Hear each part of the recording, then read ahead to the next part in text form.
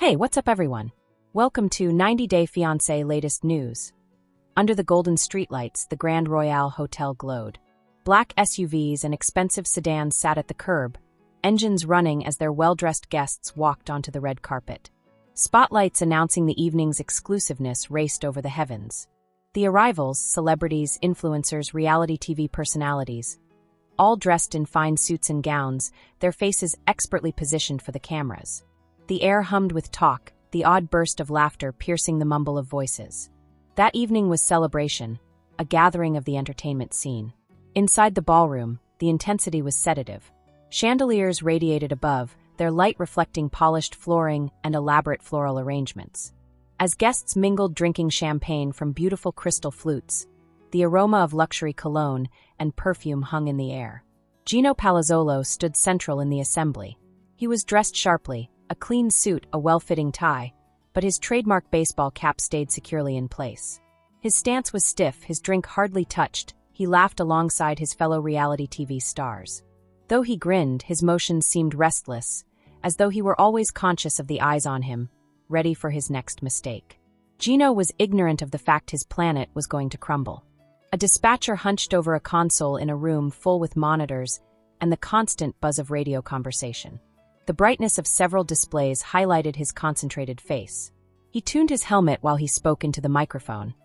Unit 47, verify arrival at Grand Royale Hotel. The subject is within the arena.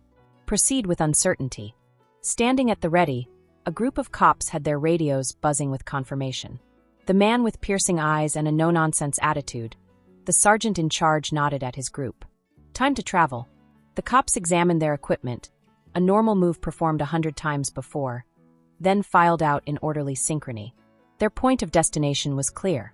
The room echoed laughter, music, and the clinking of glasses. Waiters in neat uniforms balanced silver trays, filled with delicious cuisine over the throng. Visitors chatting casually and sharing knowing glances as they analyzed the most recent reality TV controversies. The vitality in the room then changed. It was first small, just a few heads turning toward the door. A whisper ran across the assembly. Dialogue slowed down. The music kept on, but its melody felt far away, like a background memory lost. Police uniforms had entered the ballroom. In the quiet room, their heavy boots hitting the marble floor felt absolutely loud. Guests cast perplexed looks at one another. Some held their champagne cups a little closer. At the margins of the room, security guards stiffened their hands, naturally reaching for their earphones. And then Gino noticed them. His laughter ended midway through a phrase. His torso stiffened, his grasp tightening over his uneathered drink. In his ears his pulse hammered.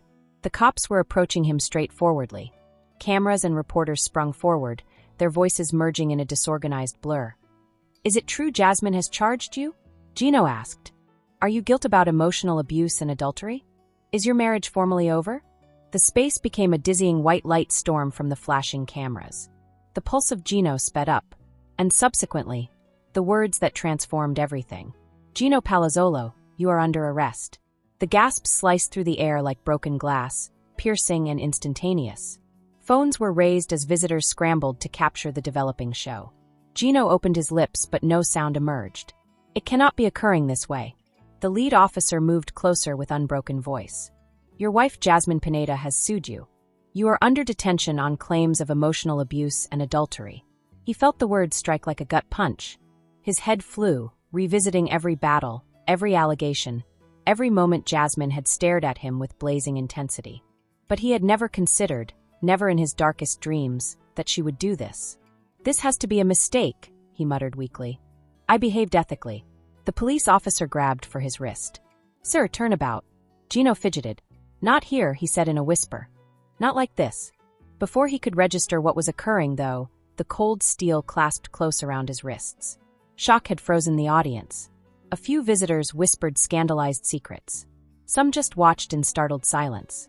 Then arrived the voices, laughter, entertainment, knowing smiles. Though reality TV has always been a spectacle, this history was what we were living through. The reporters followed Gino into the ballroom, unrelenting as the cops guided him. "Gino, have you got a statement? Is your career ending here? Do you suppose Jasmine will remove the charges?" He pulled his head down. His jaw contracted. Outside, the police SUV waited, its blue and red lights reflecting the elegant glass of the hotel's front. The paparazzi swarmed as soon he left, their cameras clicking at an almost unbelievable speed. A last second, one last look at the planet he had created. The notoriety, the wealth, the cameras, the scrutiny. The SUV's door closed then as well. Jasmine Pineda was seated on her couch across town, her face flickering in shadows from the screen. Her phone danced on the coffee table, message after message. She did not pick it up.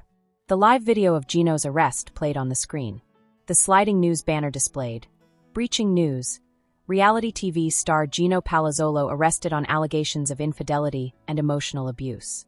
She stayed glued on the screen.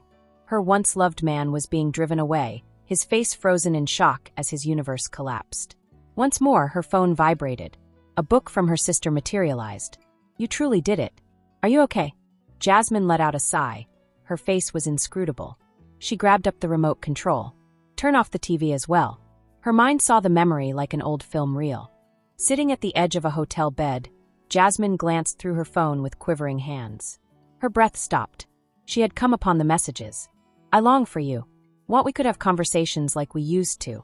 There was weight in the air. Her heart hammered, her sight distorted. Behind her the bathroom door opened. Gino left, wiping his hands with a towel. When he saw her face, he paused in middle step. Her voice almost above a whisper, she raised her phone. "Who is she?" Restlessness. The face of Gino turned white. "Who?" The hold Jasmine took on the phone tightened. "Who is she?" Between them, the air was oppressive. And at that instant Jasmine knew. Gino sat by himself on a chilly metal seat with his hands on his knees. His baseball cap disappeared, exposing the thinning hair he constantly tried to cover. One guard passed, just gazing at him momentarily. "Rough night, huh?" Gino did not reply. Leaning back against the frigid brick wall, he gazed above. He was really alone, first in years.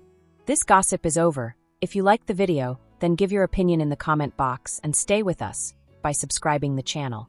Thank you.